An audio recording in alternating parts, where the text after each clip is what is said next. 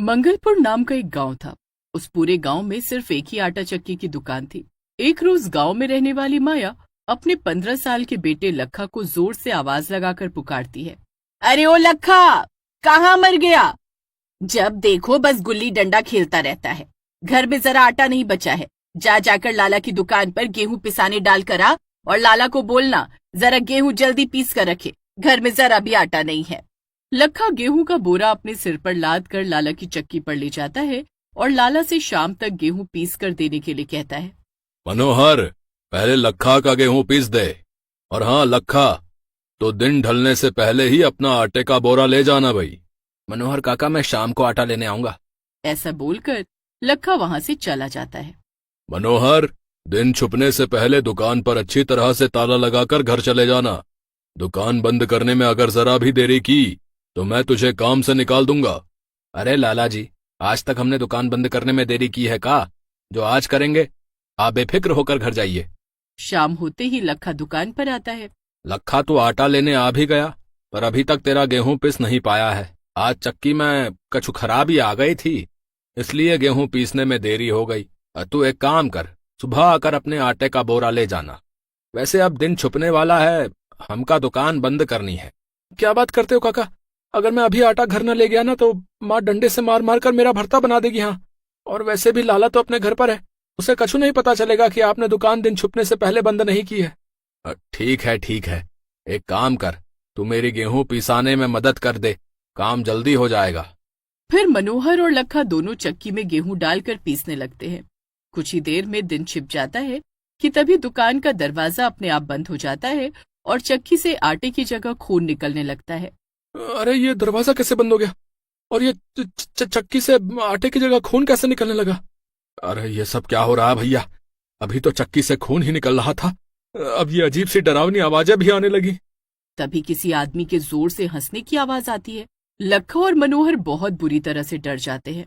वे दोनों दुकान से बाहर निकलने की कोशिश करते हैं, पर दरवाजा बंद होने के कारण वे बाहर नहीं निकल पाते। अरे काका, इस चक्की से ये कैसी कैसी आवाजें आ रही है? हमका बहुत डर लग रहा है।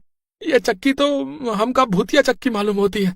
तभी तो देखो, इसमें से अजीब अजीब आवाजें आ रही हैं और आटे की जगह खून निकल रहा है।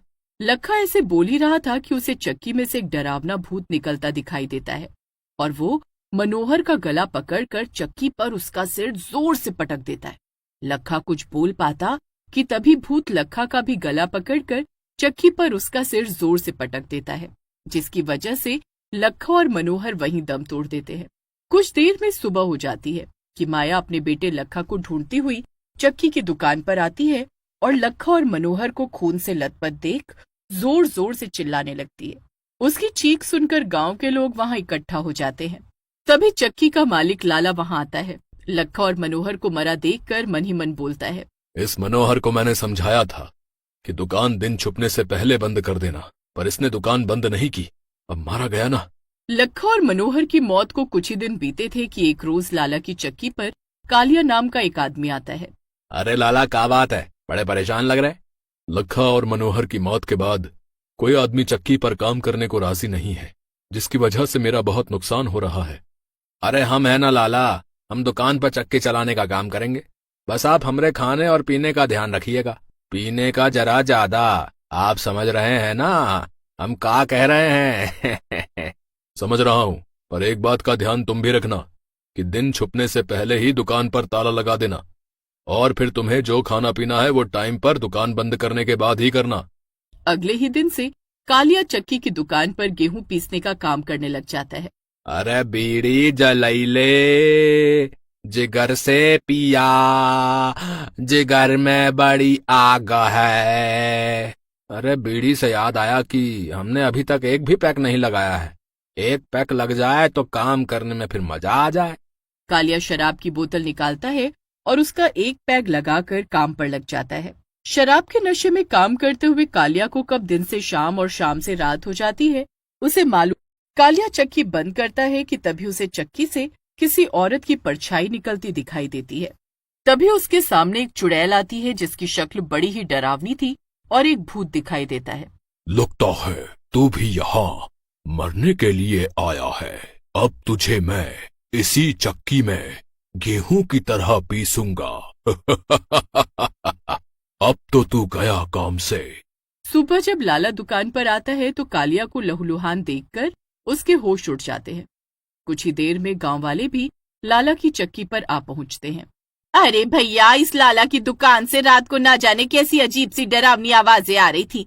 हम तो डर के मारे घर से बाहर ही नहीं निकली। कालिया की मौत के बाद अब गांव वाले लाला की चक्की पर जाने से घबराने लगे थे। लाला भी दिन छुपने से पहले ही दुकान पर ताला लगाकर वहां से चला जाता था। एक रात दो चोर लाला की दुकान का ताला तोड़कर दुकान में घुस जाते हैं कि तभी चोर राजू दूसरे चोर साहू से बोलता है।